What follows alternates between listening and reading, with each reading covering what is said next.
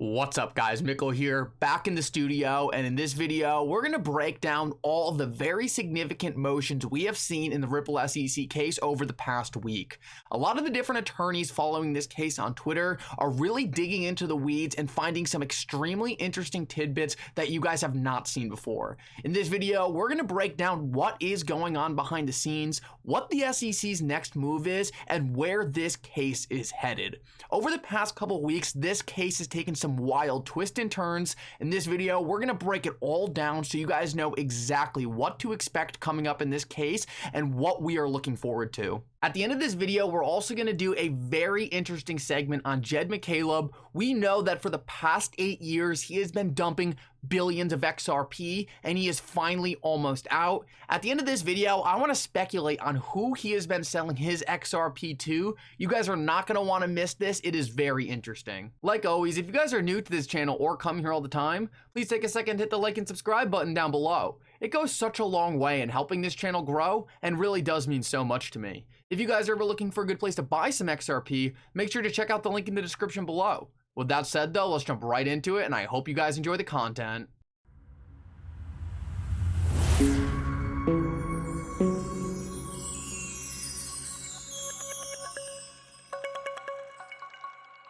Real quick, if you guys want to get 6 free stocks, make sure to check out the link in the description below. If you sign up with MOO-MOO and deposit just $1, you will win 6 free stocks, and each one could be worth up to $1,000. So make sure to check that out if you want some free stocks. Let's jump into it though, and one thing that we know is over the last couple weeks, Ripple has got some massive wins in the court. One thing that has gone very under the radar though is how scolding Judge Netburn has been with the SEC. Judge Netburn has taken some very extreme measures to really just rip the SEC apart, and I want to show you guys something very shocking that she actually said in her recent ruling that is going to show you how unhappy she has been with the SEC's behavior. Digital Asset Investor tweeted out, "I'm no attorney, but is the judge in the SEC versus Ripple case going in a disbarment direction for some of these SEC attorneys?" And then put a direct quote from Judge Netburn's ruling that states, "This suggests that the SEC is adopting its litigation position to further its desired goal and not out of faithful allegiance to the law." So this is pretty significant because what we can see right here is that Judge Netburn is directly calling out the SEC attorneys for essentially malpractice. She is calling out these attorneys because these attorneys at the SEC are trying to win this case at all costs rather than abiding by the law. Essentially, a disbarment has to do with whether or not a lawyer has violated a duty to a client, to the public, or the legal system, or another professional. And essentially what Judge Netburn is saying right here is the SEC attorneys are trying to bend the law to try to bolster their own case. The SEC is not fighting this case ethically. The SEC is trying to lie, they are trying to cheat, and trying to do anything they can to try to win this case. The reason it is such a big deal that Judge Netburn has called them out for this is because it proves that Judge Netburn is sick of the SEC. She is essentially threatening these attorneys and saying, look, if you don't get your act in order here, you're going to face some serious problems going forward because I am directly calling you out in a legal statement for essentially fighting this case in a completely inappropriate manner. This is pretty huge by Judge Netburn, and I think the SEC has to be very careful going forward. The last thing you want to do in a court case is piss off the judges, and it looks like that is exactly what the SEC did. I know a lot of people were very upset with how patient Judge Netburn was being with the SEC, but by being so patient, Judge Netburn actually forced the SEC to keep digging their hole deeper, and now she is able to come down on them hard and say, look, you guys are not acting in an appropriate manner. Your attorneys are way out of line here. They are bending the law. They are doing anything possible to win. Now, if you don't be careful, you're going to be sanctioned, so you better step back in line. Ultimately, this was a huge loss for the SEC because now they're going to have to be very careful going forward in this case. They're not going to be able to continue their old antics to simply appeal things to delay the case. They're not going to be able to continue to make absurd motions to try to just distract Ripple, try to bend the rules of the court. They're going to have to stay in line because their attorneys are now on very thin ice. This is not the position you want to be at this stage in this case. Let's keep moving now and go over what the SEC's next move could be in this case and whether or not it will be realistic based on what the different attorneys following this case are saying on Twitter. Well, first of all, Ashley Prosper tweeted out, the SEC has to file its objection to Judge Torres by 7/26, and that has to do with the SEC's assertion of the attorney-client privilege over the Bill Hinman Ethereum Free Pass emails. Now, Judge Netburn has actually already denied the SEC's attempt to apply the attorney-client privilege to the Bill Hinman Ethereum Free Pass emails, but the SEC has already indicated that they are going to object this to Judge Torres, so now we are waiting to see if the SEC does in fact object this to Judge Torres, and that would happen by 7/26, so July 26. We need to keep our eyes open for that. Ashley Prosper says that she believes they will do this, and then goes on to say if they don't want to hand over the emails, they will need to settle soon after filing or risk Judge Torres ruling against them. No guarantee she will let them appeal to the Second Circuit. So what Ashley Prosper is pointing out here is the SEC is in a very serious situation right here where now they have to be very careful about how hard they push this.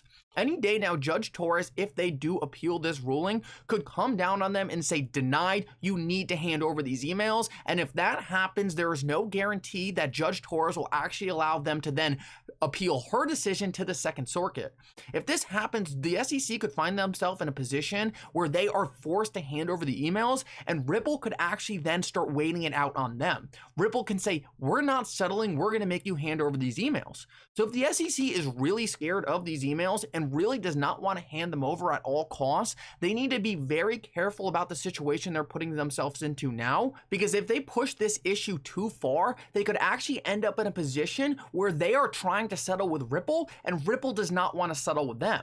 That's because Ripple will ultimately know that they will have to hand over these emails, and if Ripple knows how bad these emails are, and Ripple knows that the SEC will not want to hand over these emails at all costs because they will essentially cause the SEC to lose the case, Ripple may turn down a settlement and force the SEC to turn these things over.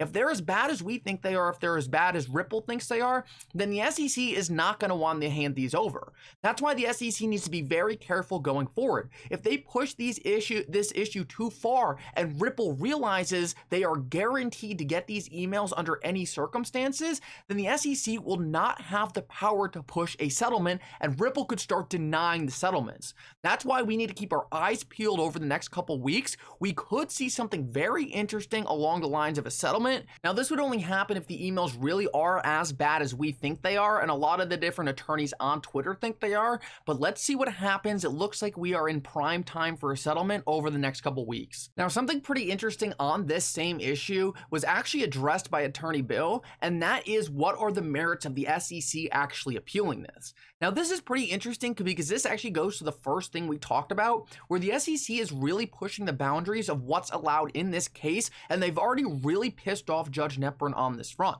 But Attorney Bill actually tweeted out a very interesting tweet thread where he was essentially saying that he does not think the SEC actually even has the grounds to appeal this decision to Judge Torres. Now, this is a huge issue for the SEC because now they have put themselves in a situation where they pissed off the judge and now might be unsure if they even want to go forward and try to appeal this thing. It seems pretty obvious to all the different lawyers on Twitter that if the SEC does appeal this thing, they will lose. But Attorney Bill is actually pointing out that they might not even be in the grounds to appeal this to Judge Torres. Now, this would be excellent news because it would cut off a lot more delays in this case, because if the SEC does appeal this to Judge Torres and then try to appeal to the Second Circuit, which Attorney Bill actually pointed out here he thinks is even less probable that Judge Torres would allow them to appeal to the Second Circuit. But if the SEC did take this litigation route, it would waste a lot more time. But what Attorney Bill points out here, which is interesting, is he's not sure if the SEC will take this risk now because of the way Judge Netburn cracked down on them in the ruling I showed you earlier. This is what I meant when I said this is such a bad time to be pissing off the judge. Now the rulings are becoming big, now they really matter, and the judges are not happy with the SEC. The SEC is going to have a very hard time asking for things like this to occur when the judge is already very unhappy with the way they've been handling this case. This is why it is such a great sign that the judges are on Ripple's side, and Ripple has been so respectful to the judges. It is going to put them in a much better position when summary judgment comes around, and if I was the SEC, I would be very very worried about appealing some of these motions with summary judgment right around the corner. Last of all, and this is pretty interesting, over the last 8 years, Jed McCaleb, a former co-founder of the XRP ledger, has been dumping billions of XRP in the market. Well, just today, as of now, he only has 1 million XRP left, and he could be out of XRP any hour now, any day now. The reason this is so interesting is because, one, it's pretty suspicious that Jed McCaleb, a former founder of the XRP ledger, just randomly decided that he wanted to dump all his XRP. Now, a lot of people say this is just because Jed McCaleb has completely moved on to XLM and doesn't feel right holding XRP anymore, but he still created XRP. He still understands how important XRP is going to be in the future. So it seems pretty weird to me. If I created something, I'd at least want to keep some XRP around. I find it very suspicious, and that got me thinking, what could be a potential theory on why Jed McCaleb has been dumping this XRP? And I thought Ashley Prosper put out a pretty interesting tweet. She tweeted out, if Jed is selling XRP to the Treasury, it would explain why the SEC sued Ripple, why they let Jed sell his XRP, even though the SEC was claiming XRP was an unregistered security, why Rosie Rios joined Ripple, why Congress hasn't called for an investigation, why the Inspector General or Ethics Office wouldn't investigate, and why Jed hasn't been mentioned in this case. One other thing I want to point out is that Jed McCaleb has very close ties to the US government. We also know Jed McCaleb was heavily involved with Mt. Gox blew up and was never punished at all. Is it possible that the US government cracked down on Jed McCaleb and said, look, if you don't want to face criminal repercussions for what you did at Mt. Gox when you lost investors millions and millions of dollars, then you need to sell us all of your XRP?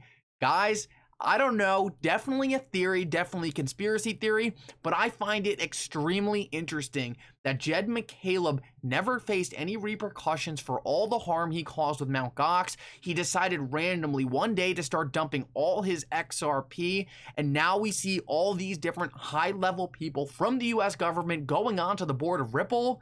Guys, let me know what you guys think. It's also very interesting that the SEC sued Ripple for selling unregistered securities, sued both their founders, but the person who dumps the most XRP out of anyone was never even mentioned in the case. Anyway, guys, thank you so much for coming. Make sure to like and subscribe. It really does help so much. And for now, Mickle out.